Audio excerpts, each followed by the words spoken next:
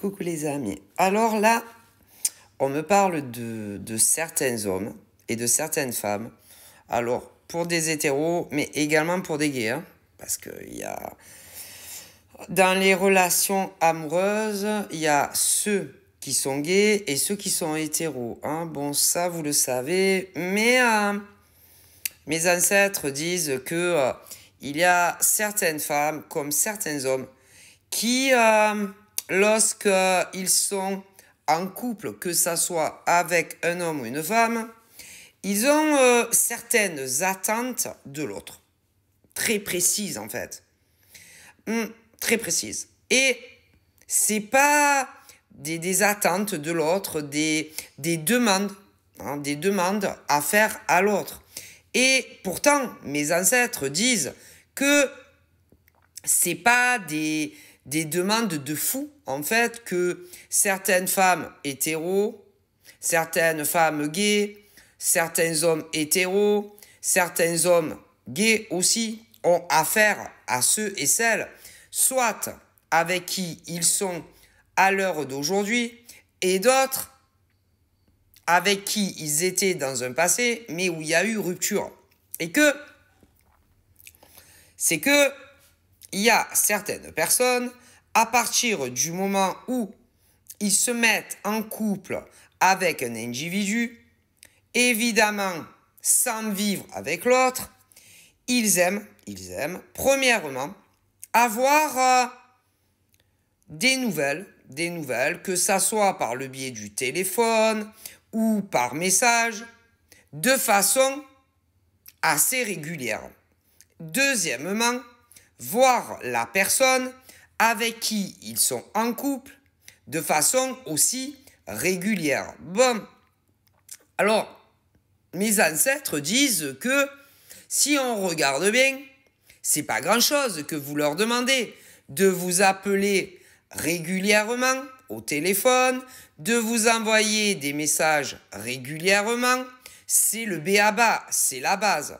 Comme vous voir en rendez-vous amoureux,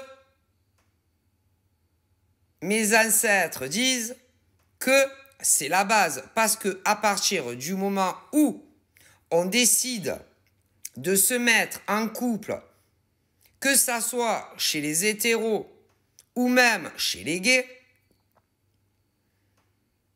eh bien quoi?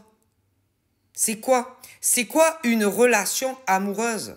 Que ça soit entre hétéros ou que ça soit entre gays, c'est appeler la personne au téléphone et par SMS le plus souvent possible, ce qui est pour mes ancêtres tout à fait normal et logique.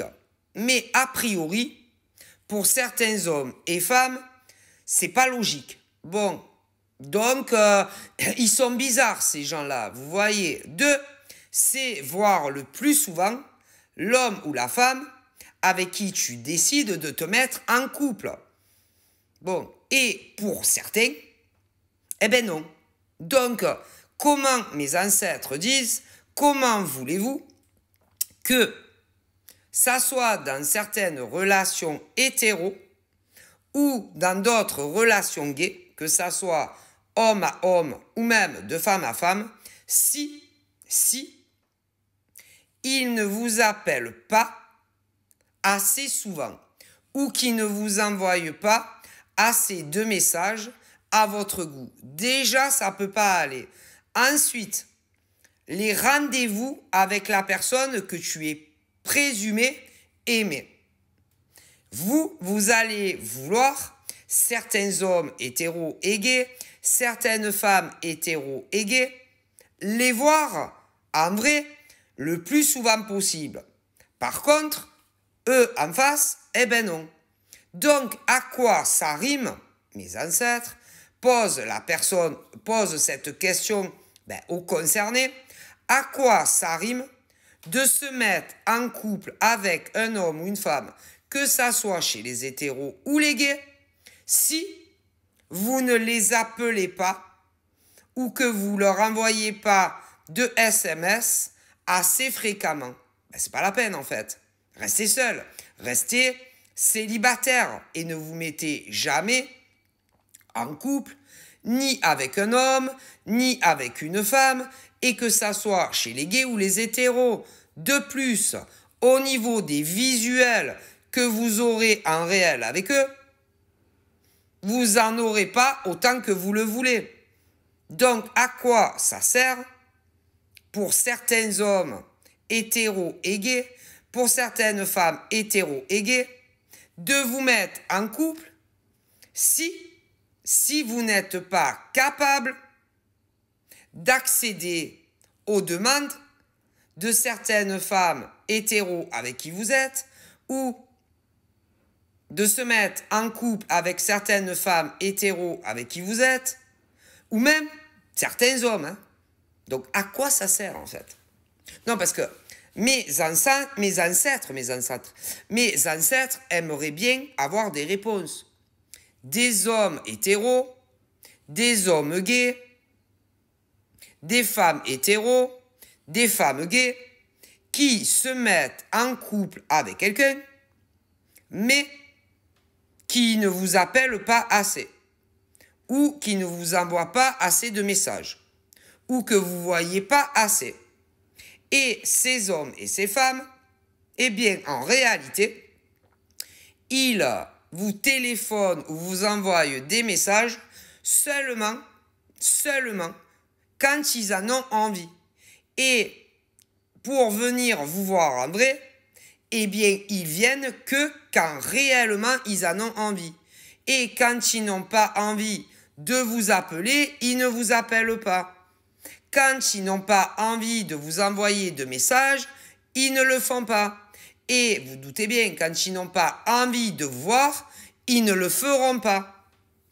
Donc, à quoi ça sert de se mettre en couple pour faire ce genre de choses à des hommes ou des femmes? Ben, ça va pas, en fait. Donc, ne vous étonnez pas que ensuite, à un moment donné ou à un autre de la relation, vos chéris hommes ou femmes, hétéros et gays, ne soient pas du tout satisfaits de la relation amoureuse que vous entretenez avec ces gens-là. Ne vous étonnez pas non plus que certaines femmes hétéros et d'autres gays, comme certains hommes hétéros et gays, finissent par vous quitter. Parce que vous n'êtes pas capable d'avoir une relation amoureuse avec qui que ce soit. Et d'ailleurs, mes ancêtres disent, lorsque ça finit entre vous, il y en a, ils vont rester une journée sans personne. C'est-à-dire qu'à partir du moment où il y a la rupture, ceux qui ne savent pas du tout ce que c'est une relation amoureuse et que vous allez quitter parce qu'ils ne comprennent rien de ce que c'est une relation amoureuse, voilà.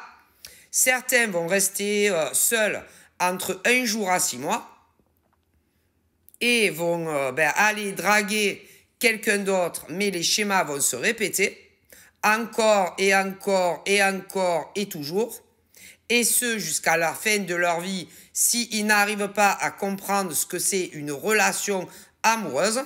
Voilà. D'autres vont rester seuls entre 1 jour, c'est-à-dire qu'il y en a certains, ils ne comprennent pas ce que c'est une relation amoureuse, voilà. Et certains vont rester seuls entre 1 jour à 6 mois, mais vont se dégoter une nouvelle nana ou gars, avec qui, évidemment, il va se reproduire les mêmes schémas. Et il y aura une nouvelle rupture. D'autres vont rester seuls entre 1 jour à 9 mois. D'autres entre 1 jour à 1 an. Se dégoteront ensuite une nouvelle nana ou gars. Mais ça recommencera exactement comme avec vous. Parce que ils ne comprennent pas ce que signifie le mot couple, ce que signifie une relation à deux.